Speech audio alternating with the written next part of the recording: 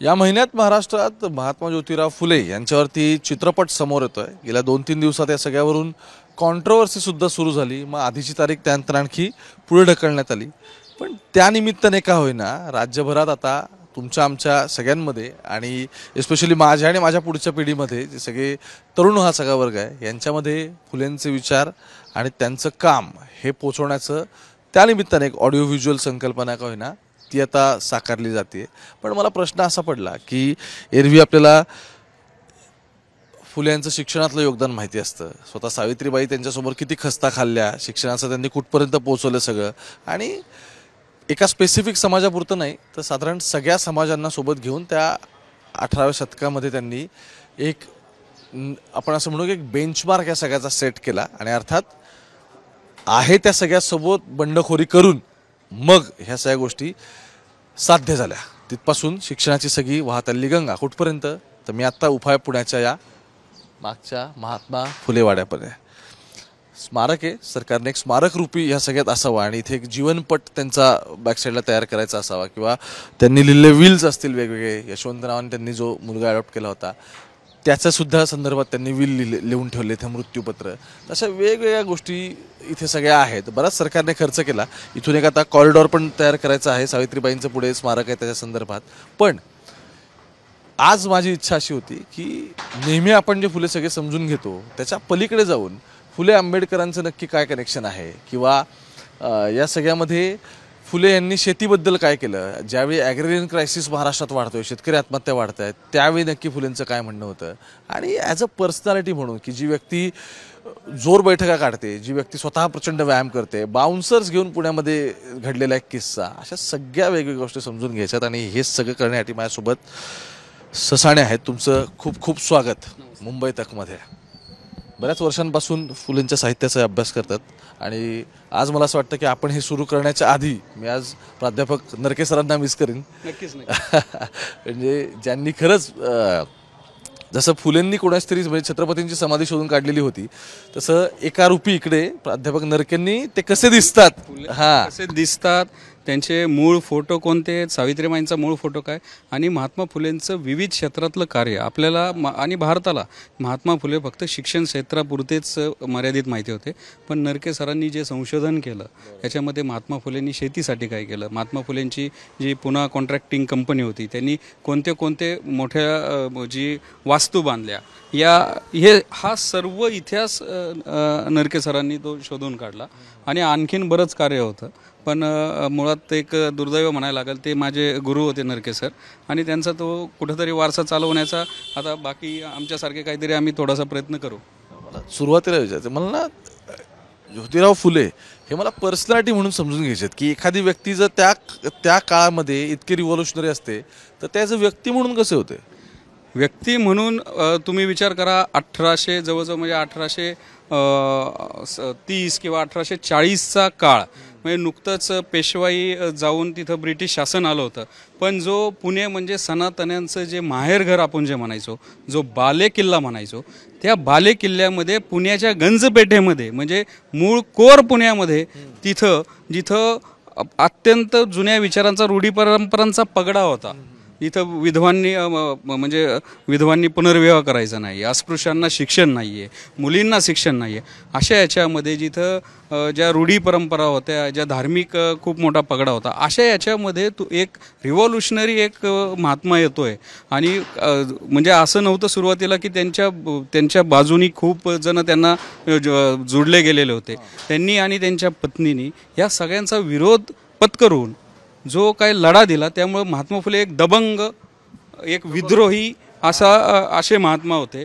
म्हणजे त्यांना व्यायामाची आवड होती, ते दांडपट्टा चालवायचे, ते तालमीत जायचे आणि ते बाउन्सर घेऊन फिरायचे, कारण की त्यांना माहिती होतं की जर इथं एवढा मोठा जर संघर्ष करायचा आहे तर आपल्याला दबंगच राहायला लागेल। त्यामुळे महात्मा फुलेंसारखा एक महात्मा असे अहिंसावादी होते, पण आमचे महात्मा फुले हे दबंग महात्मा फुले होते। आणि त्यामुळंच कारण की जर त्यांनी ती तशी भूमिका घेतली नसती तर त्यांना एवढं मोठं कार्य करता आलं नसतं. एवढं त्यांचा स्वभाव असून पण सावित्रीमाईंवर दगडाचा शेणाचा मारा झाला. मग त्यानंतर महात्मा फुलेंनी सावित्रीमाईंबरोबर पण रक्षक दिले आणि त्यानंतरचा इतिहास आपल्याला माहिती आहे की मग त्यांनी संरक्षण दिलेलं आहे. चळवळीतल्या लोकांना महात्मा फुलेंनी संरक्षण दिलेलं आहे. मला तो किस्सा ऐकायला आवडेल की नक्की ती कशा पद्धतीने घटना घडली होती आणि मग ते लहुजी वस्तादांच्या तिथून तालमीतून हे सही घेऊन पुण्यातून निघाले. ती घटना अशी झाली होती की त्यावेळेस दक्षिणा कमिटी होती. म्हणजे पेशव्यांच्या काळात जे ब्राह्मण पुजारी वगैरे होते त्यांना दक्षिणा दिली जायची पर्वतीला, त्याला रमणा म्हणायचे. हां, मग ज्यावेळेस ब्रिटिश सरकार आलं त्यावेळेस यांनी सर्वांनी मागणी केली की बाबा आम्हाला पण ती दक्षिणा चालू ठेवावी. एक दक्षिणा कमिटी झाली आणि ती दक्षिणा कमिटी झाल्यानंतर जे त्याच वेळेस लोकहितवादी देशमुख म्हणून होते, लोकहितवादी त्यांना म्हणतात, तर त्यांनी ॲलिगेशन्स केले की या दक्षिणा कमिटीमध्ये खूप मोठा भ्रष्टाचार होतो आणि ह्याचा अपव्यय होत चाललेला आहे. तर याला कुठंतरी एका चांगल्या कार्यासाठी या दक्षिणा जी काय असेल, जी काय ब्रिटिश सरकार देत असेल तर त्याचा उपयोग झाला पाहिजे. मग त्यांनी जे मराठी साहित्यामध्ये जे काय काम करतात त्यांच्यासाठी कुठंतरी शिष्यवृत्ती केली जावी या दक्षिणा याच्यातनं, अशा प्रकारची मागणी ब्रिटिश सरकारकडे केली, असे अर्ज दिले. मग ते याचिका त्याला म्हणलं गेलं. मग त्याच्यामध्ये त्यांच्याबरोबर बरेच परांजपे होते, रानडे होते या लोकहितेमध्ये. आणि मग त्यानंतर एक सुनावणी झाली. मग ते विश्रामबाग वाड्यातली काही मंडळी त्यांनी धमक्या दिल्या की तुम्ही अशा प्रकारची जी मागणी करताय, ही याचिका करताय, ही धर्मविरोधी आहे, ही धर्मभ्रष्ट करणारी आहे. दक्षिणा ही फक्त धार्मिक पुजाऱ्यांनाच दिली जाते. मग त्याविरुद्ध सुनावणी ठरली. मग सुनावणी ठरली असताना लोकहितवादींना महात्मा फुले म्हणले तुम्ही येऊ नका, तुम्ही तुमच्या ऑफिसमध्ये बसा. पण जे भावाळकर होते ते महात्मा फुलेंचे मित्र होते. आणि मग ते महात्मा फुलेंना म्हणले की आता माझ्या तर जीविताला धोका आहे, मला धमक्या लिहिल्यात आणि तिथं जाताना हे सगळे बाबा माझ्यावर हल्ला होऊ शकतो. महात्मा फुले म्हणले की तुम्ही काळजी करू नका, माझ्यावर सोपवा. दुसऱ्या दिवशी सकाळी फक्त माझ्या घरी या आणि याच इथूनच, या गंजपेठेमधूनच महात्मा फुले त्यांच्याबरोबर निघाले. पुढे 100 पैलवान, पाठीमागं 100 पैलवान लहुजी वस्तादांच्या तालमीतले, आज आपण त्याला बाउन्सर म्हणतो. आणि हा सगळा ताफा तिथं गेला. त्यांच्याबरोबर एक ब्रिटिश अधिकारी पण होता यांचं संरक्षण करायला. आणि तिथं गेल्यानंतर मग ती सुनावणी चालू झाली. त्याच्यामध्ये ही याचिका कुणी केली असा प्रश्न आला. त्यावेळेस भावाळकर थोडेसे गडबडले. मग महात्मा फुले म्हणले की ती याचिका मी दाखल केली होती. ही दक्षिणा कमिटी तुम्ही सर्वसामान्याच्या हितासाठी वापरा आणि हे जे मराठी लिटरेचर, मराठी साहित्यामध्ये जे कोण काय करत असेल तर त्यांना पण हे द्या. मग त्यावेळेस सरकारने निवाडा दिला आणि ही फक्त जे ब्राह्मण किंवा जे पूजा अर्चा करणाऱ्यांसाठी मिळणारी जी दक्षिणा होती ते महाराष्ट्रामध्ये सर्वांना, म्हणजे गुरव असतील किंवा एखादी चांगली गोष्ट किंवा एखादा चांगला उपक्रम राबवणारे असतील तर त्यांना पण द्यायची ती सुरुवात झाली. तो असा किस्सा होता. त्यामुळे महात्मा फुले त्यावेळेचे आपण जे म्हणतो ना, जे दबंग किंवा एक डॅशिंग नेता. आणि महात्मा फुलेंनी संरक्षण कुणाला दिलं? संरक्षण सर्व समाजाला. सगळ्यात जास्त त्यांचेच ब्राह्मण सहकारी होते, परांजपे होते, रानडे होते, भावळकर होते.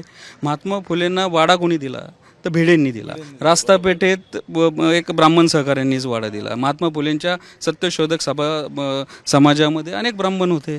लोकहितवादींनी महात्मा फुलेंची किती बाजू घेतली, लोकहितवादींना महात्मा फुलेंनी साथ दिलेली आहे.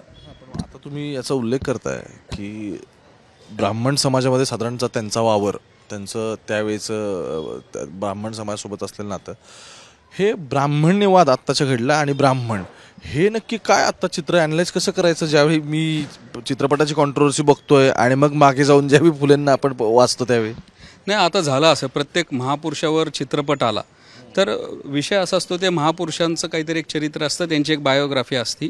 आणि ते महापुरुष असे झालेले नसतात. कुठल्या तरी एक व्यवस्थेविरुद्ध, कुठल्या तरी एक अन्याय अत्याचार करणाऱ्या शक्ती विरोधात हे लढलेले असतात. पण आता असं होतं आहे की इतिहास आपल्याला एकदम क्लिअर पाहिजे. इतिहासाचे आपण म्हणतो एक चांगली पानं असतात, काळी पानं असतात. ती काळी पानं नकोच आहेत. मग महात्मा फुलेंनी 18व्या शतकात सनातनींनी जो उच्छाद मांडला होता त्याच्या विरोधात मग सर्वात जास्त महात्मा फुलेंनी कार्य कुणासाठी केलं? ब्राह्मण विधवांसाठी केलं. ब्राह्मण विधवांचं केशवपन केलं जायचं. त्यांना ते लाल कलरची साडी आणि एका कोपऱ्यात बसवायला लावायचे. तुमचा पुनर्विवाह नाही करायचा. आणि याच ब्राह्मण विधवांना उपभोगलं जायचं, फसवलं जायचं. आणि याच्यामध्येच त्यांनी बालहत्या प्रतिबंधक गृह चालू केलं होतं सावित्रीमाईंनी. त्या बालहत्या प्रतिबंधक गृहामध्ये सर्वात जास्त महिला महाराष्ट्रातून या ब्राह्मण समाजाच्या होत्या. आता हे सुरू कसं झालं तो एक मी किस्सा सांगतो. महात्मा फुलेंचे जे एक सहकारी होते त्यांचं नाव होतं गोवंडे. त्या गोवंडेंच्या इथं एक स्वयंपाक करणारी एक ब्राह्मण विधवा होती. त्या ब्राह्मण विधवेला ती खूप सदाचारी होती, पण एक फसवून एका शास्त्र्याने तिला फसवलं आणि तिला गर्भधारणा झाली. पण तिने अनेक वेळा विनंती करून पण त्यांनी ते स्वीकारलं नाही आणि नाईलाजाने तिला तो मुलगा जन्माला घालावा लागला. तो मुलगा जन्मल्यानंतर समाज मला नीट जगून देणार नाही म्हणून तिचं काशीबाई नाव होतं, त्या ब्राह्मण विधवेनी त्या मुलाचा गळा चिरला सुरीने आणि त्याला त्या गोवंडेंच्या परसातल्या विहिरीमध्ये टाकलं. ते झाल्यानंतर ती बॉडी वरती आली फुगून आणि मग तिच्यावर खटला चालला आणि तिला अंदमानची शिक्षा झाली. मग त्यावेळेस महात्मा फुले सावित्रीमाई फुलेंना खूप या सगळ्या प्रकाराचं वाईट वाटलं आणि मग त्यांनी बालहत्या प्रतिबंधक गृह चालू केलं आणि वेगवेगळ्या देवस्थान, मग नाशिक असेल, त्र्यंबकेश्वर, सगळ्या ठिकाणी तिथं बोर्ड लावले की काळा पाण्यापासून वाचण्यासाठी या आमच्या बालहत्यागृहामध्ये या. आणि सर्वात जास्त तिथं 35 ब्राह्मण विधवा महिला होत्या. त्यांच्यातल्याच एक दुसरी काशीबाई म्हणून 1800 साधारणतः 74 वगैरे साल असेल, तिचा एक चांगला गोंडस मुलगा यशवंत, त्याला महात्मा फुलेंनी सावित्रीमाईंनी दत्तक घेतलं आणि त्या ब्राह्मण विधवेच्या मुलाला दत्तक घेऊन त्याचा नंतर विवाह लावून दिला. त्यामुळं जे कार्य केलं आहे महात्मा फुलेंनी ते ब्राह्मणांना साधारण किती वयाचा होता ज्यावेळी म्हणजे त्याला अडॉप्ट केलं? नाही, तो झाल्यानंतर काय तर 10व्या-12व्या दिवशीच त्याला अडॉप्ट केलं. त्यानंतर त्याला चांगलं शिक्षण दिलं. तो यशवंत तो डॉक्टर झाला. त्यानंतर तो सैन्यामध्ये त्यांनी नोकरी केली यशवंतांनी. म्हणजे तो इथे असे. आणि मग ज्यावेळेस प्लेगची साथ आली, महात्मा फुले 28 नोव्हेंबर 1990ला त्यांचं देहवसन झालं. त्यानंतर प्लेगची साथ आली. त्यानंतर पण सावित्रीमाईंचं काम चालूच राहिलं. सावित्रीमाईंनी ज्यावेळेस प्लेगच्या याच्यामध्ये तो कॅम्प चालू केला आणि मग त्यावेळेस त्यांनी यशवंताला पत्र पाठवून सैन्यामधनं बोलून घेतलं आणि दोघांनी इथं आमच्या ससाने माळ्यामध्ये हडपसर इथं तो कॅम्प केला. आणि एक गायकवाड म्हणून एक मुलगा होता, एक लहान मूल होतं, त्याला पाठीला बांधून आणताना सावित्रीमाईंना प्लेगची लागण झाली आणि 10 मार्च 1993 साली त्यांचं देहवसन झालं. म्हणजे ह्या दोघा महात्म्यांनी आपलं उभं आयुष्य ह्या सर्वांसाठी घातलं. ते यशवंतबद्दल त्यांनी मृत्यूपत्र पण लिहिलं होतं ना? हां, यशवंतबद्दल महात्मा फुलेंना 1800 साधारणतः 88 साली त्यांनी मृत्यूविलपत्र केलं. त्याच्यामध्ये यशवंतनी सत्यशोधक समाजाच्या विचारांवर चालावं आणि जर त्यांनी त्याच्यामध्ये फारकत घेतली, ते माझ्याकडे इथं मृत्यूपत्र मी ते मेनली मी ते तुम्हाला वाचून दाखवतो. म्हणजे काय विचाराचे महात्मा फुले होते ते आपल्याला समजून येईल. अथवा माझे मृत्यूमागे चिरंजीव यशवंताने नेहमी शाळेत जाऊन योग्य अभ्यास करून मॅट्रिक्युलेशन परीक्षा पास होऊन बाकीच्या पदव्या संपादन करण्याकरता प्रयत्न न करिता उनाड परकी लोकांचे मुलांसारखी जर वर्तणूक करू लागला तर माझे स्त्रीने सत्यशोधक समाजातील सभासदांचे बहुमताने चिरंजीव यशवंतास माझे वाटणीचे पुण्यातील घर नंबर 994 चे वर घर अथवा खानावडी येथील माझे वाटणीच्या वाड्यातीलच शेतातील मळ्यातील विहिरीतील हिस्सा देऊन त्यास बाकी सर्व इस्टेटीमध्ये रद्द करावा आणि समाजातील सभासदांचे बहुमताने यशवंताच्या जागी माळी, कोळवाडी, धनगर वगैरे शूद्र समाजातील जो कोरी मुलगा सर्व मुलात हुशार व लायक निघेल त्यास माझ्या माल मिळकतीच्या मालक करून त्याच्या हातून सर्व कामे करून घ्यावीत. म्हणजे त्यावेळेस 1888 साली महात्मा फुलेंचे एवढे लिबरल विचार होते, म्हणजे किती मोठं त्यांचं कार्य होतं. त्यांच्या जीवनातला आणखीन एक मी किस्सा सांगतो आणि तो आला पाहिजे की महात्मा फुलेंना, सावित्रीबाईंना मूल होत नव्हतं. त्यावेळेस महात्मा फुलेंचे वडील गोविंद फुले त्यावेळेस त्यांना म्हणले की तू दुसरं लग्न कर, दुसरा संसार थाट. त्यावेळेस महात्मा फुलेंनी नम्रपणे त्यांना म्हणलं की मी दुसरं लग्न केलं आणि सावित्रीला मी सवत आणली आणि तरी जर मुलगा नाही झाला, तर मूल नाही झालं तर काय करणार. त्यापेक्षा सावित्रीला दुसरा पती आणि मला सवता आणा आणि मग तिला मूल होईल. त्यामुळं महात्मा फुलेंचं सावित्रीबाईंवर फक्त दिसण्याचंच नाही तर त्यांच्या विचारांवर प्रेम होतं, त्यांच्या मनावर प्रेम होतं. असं एवढे उच्च विचाराचे महात्मा फुले होते. आज आपण बघतोय की आता काय चालतं, लिव्ह इन रिलेशन आहे. आज एक दिवस 3-3, 4-4 लग्न होतात, पण आपण एक प्रतिव्रता नारीला म्हणतो, पण खऱ्या अर्थानं महात्मा फुलेंचं जे त्यांच्या पत्नीबद्दल जे प्रेम होतं ते आपल्याला दिसून येतं. महाराष्ट्र मला असं वाटतं नाव घेताना कायम शाहू फुले आंबेडकर असं नाव घेतो महाराष्ट्र, आणि आता सगळीकडे आता ते फार कॉमन झालेलं आहे. त्याने तसेच आपल्यावरती संस्कार पण तसेच झालेले आहेत. शाहूंचं असं होतं की त्यांची लिगसी होती त्यांच्या पाठीशी मोठी, की त्यांना गादी भले ते ॲडॉप्टेड असले तर गादीकडून, तरीसुद्धा ते त्या गादीचे वारस होते आणि ते वारसदार होते. म्हणजे फुले आणि आंबेडकरांचा विषय तो. त्यावेळी मात्र माणसं अगदी क्रक्ष एकदम छोट्या गोष्टीतून त्यांनी इतकं मोठं पुढे बंडखोरी करून, आपण असं म्हणतो त्याला, कारण ते दोघंही बंडखोर होते, ते आहे त्या सगळ्या समाजाच्या आणि त्या सगळ्या चालनीतींच्या पुढे गेले आणि त्यानंतर त्यांनी या सगळ्या गोष्टी उभ्या केल्या. मला आत्ता मी हा उल्लेख करायचं कारण हे की फुले आणि आंबेडकर हे प्रकरण कसं, म्हणजे यांचं कनेक्शन कसं समजून घ्यायचं.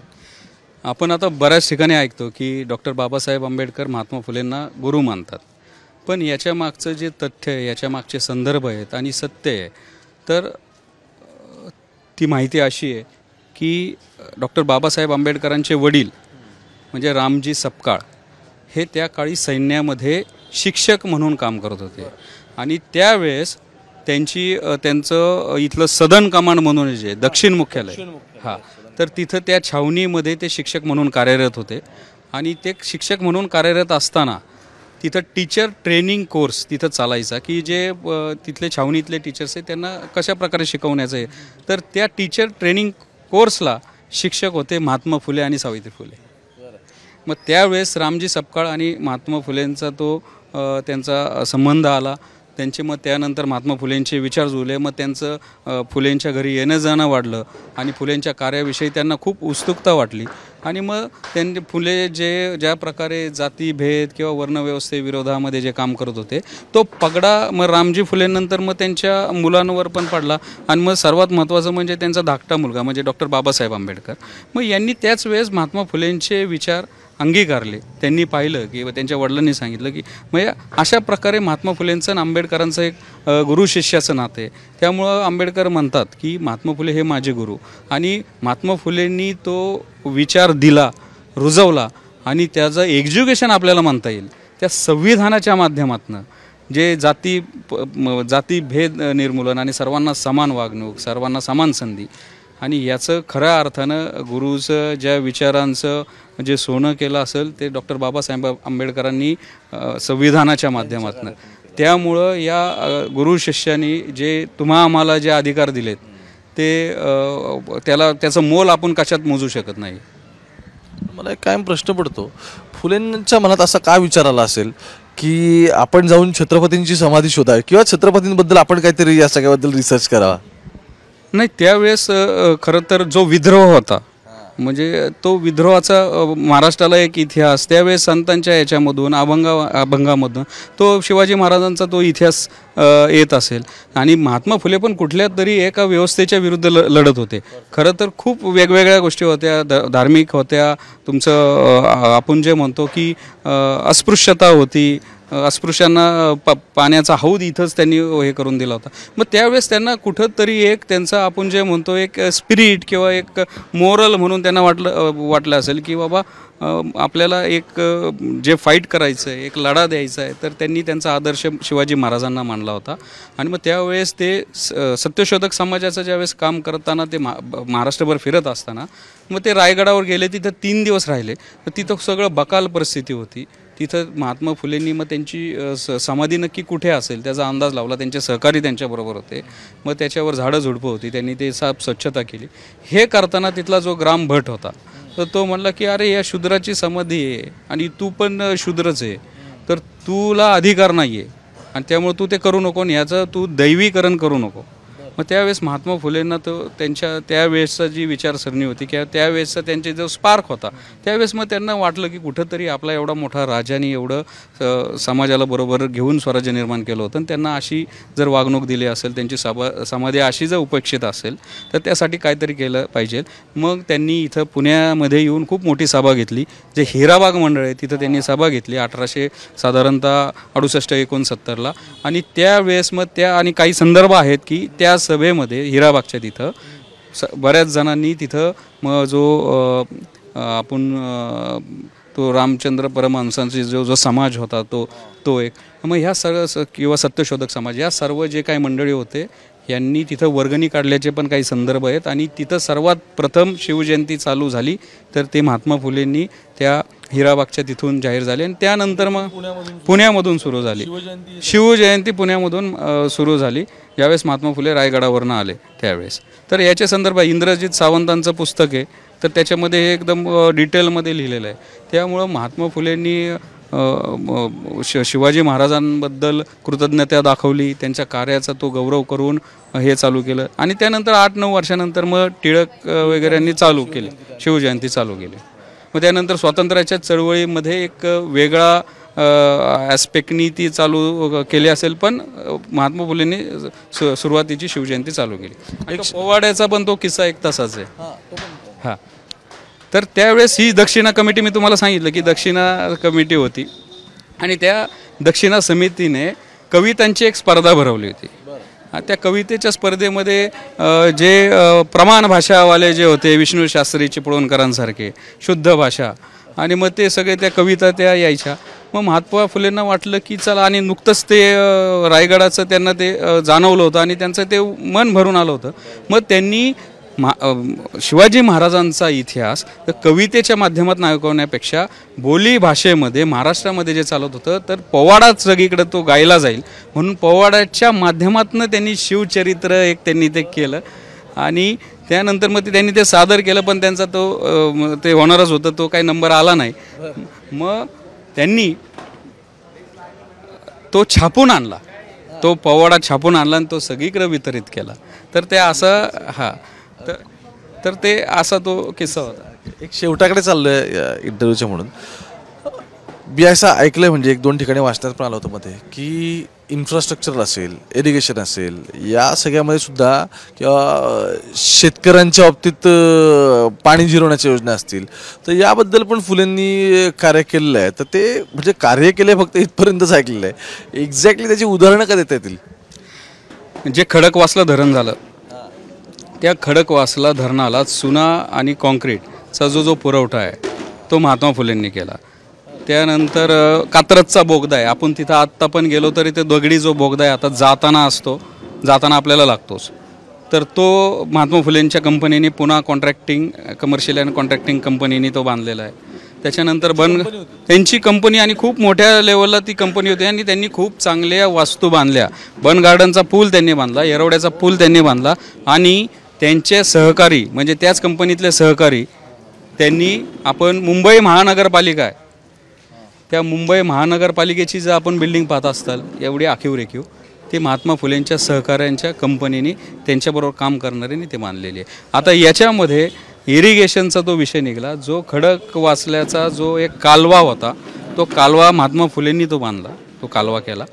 तर त्यावेळेस काही सनातन्यांनी आरोप केले की हे पाणी अपवित्र आहे, याच्यामध्ये सत्व नाही आहे, याच्यामध्ये तुमच्या त्या पाण्याने तुमची शेती फुलणार नाही. तर महात्मा फुले असे होते ते फक्त विचार द्यायचे नाही तर ते कृतीतून दाखवून द्यायचे. तर महात्मा फुलेंनी इथं हडपसरला मांजरीला 60 एकर जमीन विकत घेतली. 60 एकर जमीन विकत घेतली आणि तिथं त्यांनी बागायती शेती लावली. तिथं मळा फुलवला, तिथं फुलं लावली, तिथं भाज्या लावल्या आणि दाखवून दिलं की मी जो बांधलेला कालवा आहे त्याचं पाणी किती सात्विक आहे आणि त्याच्यातनं किती उत्तम पीक निघतंय. आणि त्यानंतर मग तो जो आमचा आता आपण जर पाहिलं तर पूर्व पुण्याचा जो भाग आहे, हडपसर असेल, मांजरे असेल, फुरसुंगे असेल, इथं सगळं हिरवंगार आहे. कारण की महात्मा फुलेंनी जो तिथं आदर्श घालून दिला, तिथं मग सगळ्यांनी ती बागायती शेती केली. आमच्या पूर्व पुण्याच्या भागातनं म्हणजे पुण्याला जो तरकारी किंवा जे भाजीपाला पुरवठा जातो तो सगळा पूर्व पुण्यातनं, आपण पश्चिम पुण्यात बघत असतो. आता आणखीन पुढं सांगतो, तिथं महात्मा फुलेंनी एक खूप मोठं गुऱ्हाळ, ऊसाचं गुऱ्हाळ बांधलं होतं. हां, आणि ते सहकारी तत्वावर ते चालवलं. आणि मग त्यांचाच आदर्श घेऊन महाराष्ट्रातील सासवड माळी शुगर म्हणून महाराष्ट्रातील सर्वात पहिला सहकारी साखर कारखाना तो तिथं चालू झाला माळीनगरला. म्हणजे त्यांचं प्रत्येक याच्यामध्ये काम आहे. कामगारांच्या याच्यामध्ये पण महात्मा फुलेंचे सहकारी जे आपले नारायण मेघाजी लोखंडे होते, त्यांचे सत्यशोधक समाजाचे सहकारी होते. तर त्यांचा दीनबंधू जो पेपर आहे तो आत्तापर्यंत होता, तो आत्ता बंद झाला. त्यांनी ती कामगारांसाठी शनिवार रविवार जी सुट्टी आपल्याला मिळते ते योगदान आहे महात्मा फुले आणि त्यांचे सहकारी. Saturday Sunday 5 days a week working. ते महात्मा फुलेंची आणि त्यांच्या सहकाऱ्यांची ती देण आहे. आणि या महात्मा फुलेंच्या कार्यामुळे महात्मा ही पदवी कोणी दिली तर त्या तिकडच्या सायनच्या कोळीवाड्यामध्ये त्या सर्वांनी महात्मा फुलेंना बोलून त्यांचं जे एवढं मोठं कार्य होतं आणि त्यामुळं तर त्यांना ते महात्मा पदवी दिली. आत्ता जे भारतरत्नाचं आत्ता 100 वर्ष आता ठराव करावा लागतो, तो ठराव पाठवावा लागतो. अरे एवढं मोठं जागतिक कीर्तीचं काम आहे आणि असं आहे. एक शेवटचा सगळ्यात प्रश्न, ते हयात होते तोपर्यंत या सगळ्या गोष्टी चालल्या, ह्या गोष्टी पुढे गेल्या, या गोष्टी प्रॉस्पर होत राहिल्या.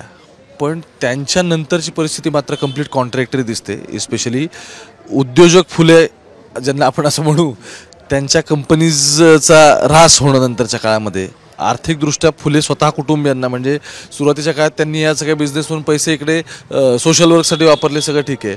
पण नंतरच्या काळात सावित्रीबाईंची परिस्थिती हलाखीची झाल्याचं सगळं इतिहास सांगतो. काय म्हणजे मला असं म्हणणं आहे की एकापासून एक सुरुवात झाली, ती सुरुवात कुठेतरी तो ग्राफ आणखी वर गेला आणि तिथपासून हा असा करून अंत कसा काय? नाही, आपण जर पाहिलं तर साधारणतः 1887-88 साली महात्मा फुलेंना एक पक्षाघाताचा एक झटका बसला आणि त्यांची उजवी बाजू पॅरलाइज झाली आणि मग त्यामुळं ते अंथरुणावर खिळले.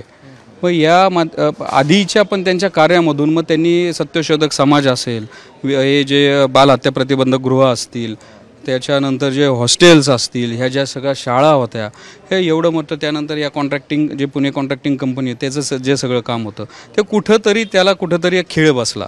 आणि नंतर तर परिस्थिती इतकी म्हणजे दुर्दैवाने सांगावं लागेल असे झाली की सावित्रीमाईंना या गुजराण चालवण्यासाठी यशवंत आणि सावित्रीमाईंची तर त्यांचे सहकारी होते, त्यांच्या सहकाऱ्यांनी सयाजीराव गायकवाडांना पत्र लिहिली. आता ती बरीच पत्र पोचलीच नाही वेळेत. आणि नंतर कुठंतरी महात्मा फुलेंचं ज्यावेळेस 28 नोव्हेंबर 1890 साली निधन झालं, त्यानंतर 6-8 महिन्यांनी सयाजीराव गायकवाडांनी 1000 रुपयाची मदत केली. तो महात्मा फुलेंच्या सहकाऱ्यांनी त्यांचेच एक सहकारी होते, त्यांच्याकडे ती गुंतवली आणि दर तिमाही 50 रुपये त्यावेळेस त्यांना मिळायचे आणि त्यातनं ती गुजराण केली सावित्रीमाईंनी. एवढं असूनसुद्धा सावित्रीमाईंनी त्यांचं काम चालू ठेवलं. 1993च्या सत्यशोधक समाजाच्या सासवडच्या याच्यामध्ये त्यांनी अध्यक्षपद भूषवलं. प्लेगच्या साथीमध्ये त्यांनी अनन्य साधारण काम केलं, दवाखाना उभारला आणि मग सावित्रीमाईंचं 10 मार्च 1893 साली निधन झालं. म्हणजे 3-4 वर्षाच्या यानी म्हणजे त्यांचं अव्वं आयुष्य हे फक्त समाजासाठी काम करण्यामध्ये गेलं. महात्मा फुलेंचा एवढा मोठा व्यवसाय होता की त्यावेळेस टाटांचा व्यवसाय आणि यांच्यापेक्षा खूप कमी होता जमशेदजी टाटांचा. मग त्यावेळेस महात्मा फुले फक्त उद्योजक जर राहिले असते तर आज टाटा, अंबानी, अदानीपेक्षा फुले इंडस्ट्री कुठंतरी असती. पण आज आपल्याला जो शिक्षणाचे किंवा समानतेचे अधिकार आहेत ते त्यांचं योगदान आहे. त्याच्यासाठी त्यांनी आयुष्यभर खस्ता खाल्ल्या आणि त्यांच्या कुटुंबियांनी जे काय भोगलं ते आपण सगळ्या महाराष्ट्राने पाहिलं आहे. नंतर त्यांच्या यशवंतचा पण नंतर निधन झालं. त्याच्यानंतर त्याच्या पश्चात त्याची पत्नी होती, त्याची पत्नी आणि त्यांची जी मुलगी होती, तर त्यांचं निधन हे रस्त्यावर झालं आणि पुणे म्युन्सिपालिटीने त्यांचं अंत्यसंस्कार केले. म्हणजे एवढा वाईट इतिहास एवढ्या मोठ्या महात्म्याचा आहे. आणि ही मला असं वाटतंय हा इतिहास आपल्याला अनेक महापुरुषांच्या बाबतीत दिसतो. कुठंतरी अजून पण आपल्याला त्यांच्या कार्याबद्दल आपल्याला गर्व नाही आहे, त्यांच्या कार्याचं महत्त्व माहीत नाही आहे. कुठंतरी काहीतरी कॉन्ट्रावर्सी केली जाते, कुठल्या तरी समाजाच्या विरोधात आहे असं महात्मा फुलेंना दाखवलं जातं. तर माझं सर्वांना आपल्या चॅनलच्या माध्यमातून एक विनंती आहे की महात्मा फुलेंचं जे जीवनचरित्र आहे ते महात्मा फुले वाङ्मय असेल, त्यानंतर महात्मा फुलेंची जे लेख असतील, त्यांचे ज्या सावित्रीमाईंचे जे काय लिखाण असेल, हे सगळं उपलब्ध आहे. हे PDF स्वरूपात आहे.